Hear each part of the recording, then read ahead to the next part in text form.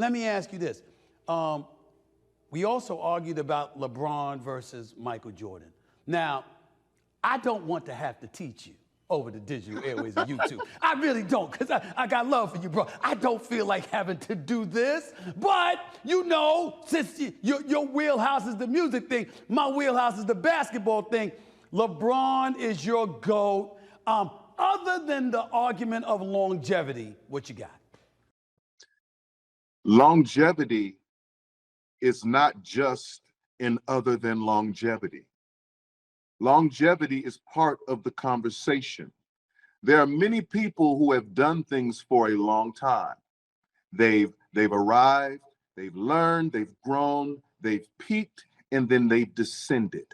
We are watching a man who arrived, learned, grew, and his ascension has stayed at a level that we've never seen before. We have not seen a descension from LeBron James. I agree with that, but even at his greatest, he wasn't the greatness of Michael Jordan as his greatness. You better watch your mouth right now, Tank. You better stop it. Let me help you with that. Please do. Please try. There comes a time when an athlete is so far ahead of his time and so much better than everyone else that we just have to grade him differently, right? And so Michael Jordan, when Michael Jordan came around, was the only Michael Jordan. That's right. He was the only man, the only human capable of doing what he was doing. That's right. Right? And yes. We can go down the list of people who were like that, from Floyd Mayweather to Roy Jones to Tiger Woods. They were so far ahead in their space. But what happened is, as they are the blueprint, like I say about Michael Jackson, everyone started learning from that blueprint. And everyone started evolving from that blueprint. So as Michael Jordan was a monster among men, LeBron James is a monster among monsters. There's more than Godzilla. There's more than King Kong. You understand what I'm saying? Really? There's so many monsters. Excuse me. I could make a legitimate argument. What's your definition of monsters? Because let me tell you something right now. I'm not talking about athleticism. I'm not talking about individual prowess. You can jump out of the gym. You've got lightning quick speed. I'm talking about overall your results. Do you realize that there's a legitimate argument? And I'm not saying, because there were times when I thought that LeBron James was the best player on the planet. But do you understand there have been times for the better part of LeBron James' career, there was always a debate about who was better. Whether it was Kobe, whether it was KD, whomever, there was always a debate. With Michael Jordan, there was no debate. None.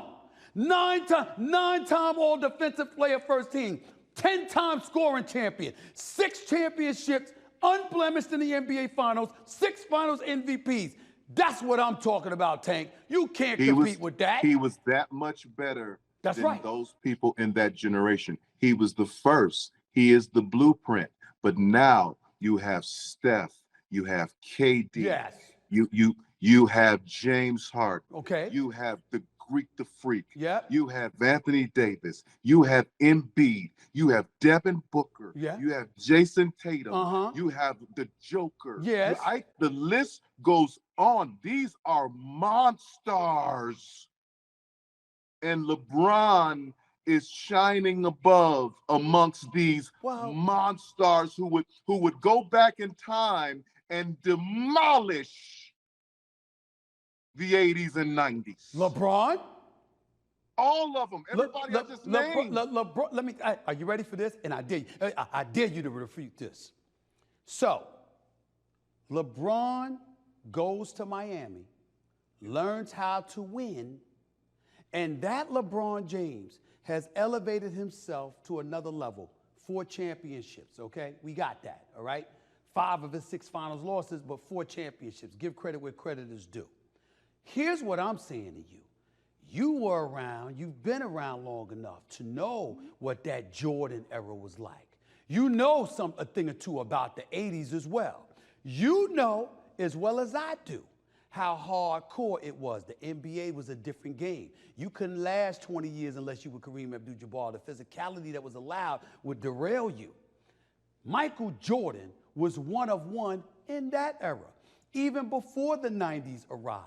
And get this, my proclamation is that if LeBron was LeBron in that era, he wouldn't have got to a point where he ultimately became a champion, because they would have derailed him. Because what was his problem? It wasn't his physicality. It wasn't his abilities. It wasn't his greatness as a player. It was what was inside that chest of his until he lost the finals to Dallas, and then he became a man possessed in that NBA playoff series against Boston, which was the coming out party for him. Until then, he was a bit shy. Fourth quarter against the Jason Terrys and the J.J. Bareas of the world, where his 6'9" self couldn't even post those brothers up in the fourth quarter. How about that following All-Star game when Carmelo Anthony and D-Wade and Kobe had to come and run in his face because he was scared to take a winning shot in a damn exhibition game? Don't get me started, Tank.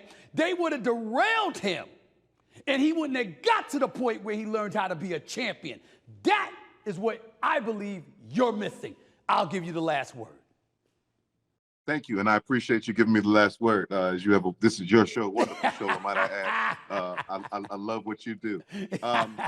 Let me tell you something that you have to do that people never do when you throw people back in time. You have to give them the same mentality of those back in those times. So if you're saying the game was more physical, then LeBron would have learned the game more physical. Okay. If you're saying that LeBron would have had to fight differently against whoever those monsters were back then that you call, there was no monster that was 6'9", jumping out the gym, running a 4.4, that could see everything. There wasn't one. And so if you send LeBron James back in time and give him the mentality of those back in time, he's going to score 100. He's going to score 100 points. Hold on, Tank. Everybody didn't have Jordan's mentality. And I get to say that, LeBron, you're so great that ultimately you would have run into the greatest. And that is who would have derailed you. Just like Jordan derailed Mark Price and Larry Nance and Greg Elo and Brad Daugherty and those boys. Just like Jordan derailed Karl Malone and Stockton. Just like he derailed Barkley with Dan Marley and Kevin Johnson. Just like he derailed Clyde Drexler and Porter and those boys in Portland. Just like he derailed Sean Kemp and Gary Payton and Reggie Miller. He would have derailed LeBron. Can we say this? Yes. Can we say this? Yes. Can we say that Jordan has never been the underdog? Can we say that Jordan was his team was the Golden State Warriors of his generation? Can we say that? They were the number one team. They earned that, though. No, they earned that. I got what they earned. Okay, I got what they built. earned that. But were they that? Yes. LeBron James has had to go up against the Spurs. Yes. Dynasty. Yes. The Golden State Warriors. Yes. Dynasty. Yeah. Well, they weren't a dynasty then. I mean, they won the first title. They came back and lost it, and then they had to go and get KD to go up against LeBron and them. They weren't the dynasty at that time. They had a ring. He went against a Mavs team that was destiny waiting. No, they weren't. No, they weren't. No, they weren't. Miami was the favorite in that series with D-Wade and Bosh. All they had, they had Nowitzki. They had Nowitzki, okay? And they had Jason Kidd, an old Jason Kidd. They had Jason Terry. Come on, Tank. No, you can't do that. You cannot. The Dallas Mavericks were they didn't have better players. They were a better team, and you know the difference. All right. I got you. Look, man, I got to get on out of here, but I got to admit to you, you're impressive. I got to admit that, man. I got to admit it. You know your sports. You know, you got your thing going on, man. Listen, man, what have you been doing with yourself before I let you get on out of here? Tell everybody what you've been doing with your music, with your podcast, everything. What's going on with you?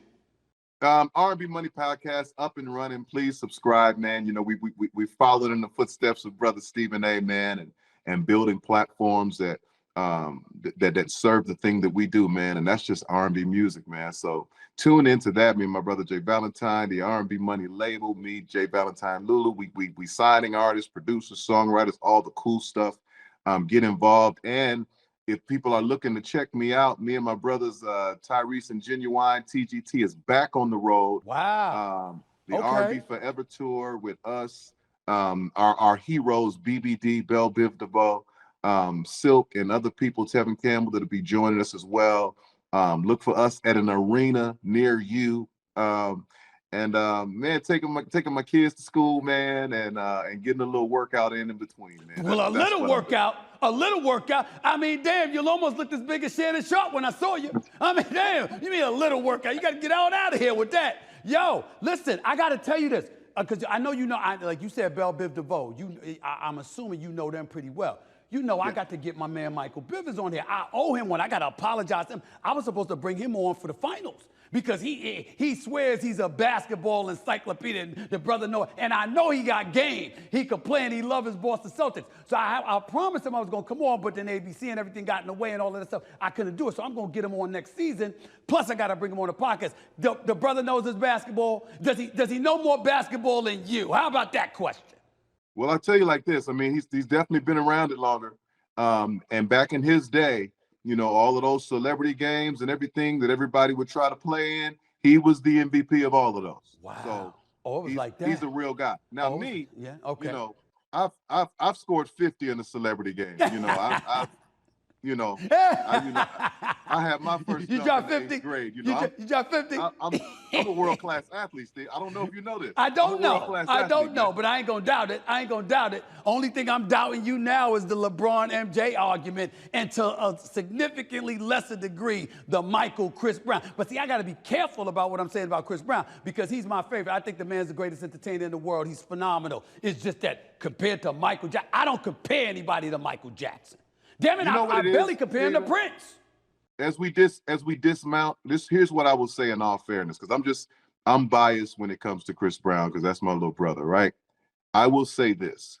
Chris Brown is, to say it correctly, Chris Brown is this generation's Michael Jackson, to say it correctly. We can agree there. And the comparison thing, I mean, it's gonna go back and forth. Everybody has good points on either side, but Michael was who he was for his time, and he birthed this generation. He birthed Chris Brown. And Chris Brown is, in fact, nobody's even close to what Chris Brown is for this generation. I'm going to say this about Chris Brown. I know he had some issues in the past, whatever those things are. He's the greatest entertainer in the world right now. He's a special talent. And I think the world of entertainment needs to see more of him. Yeah. Because he's that brilliant, he's that special, and I root for him all the time. Thank you, brother. Tank, man, I appreciate you, man. Love you, man. Thank you so much for coming on the show. I gotta admit, man, it was kind of impressive. It's kind of impressive. Listen, I'm around whenever you need me, brother. I'm around. Definitely, you and the crew, absolutely. Anything with what y'all doing, I want the world to know about it. So thanks so much, man. We'll talk soon, all right? All right, doctor. Take it easy. The one and only Tank in the house right here.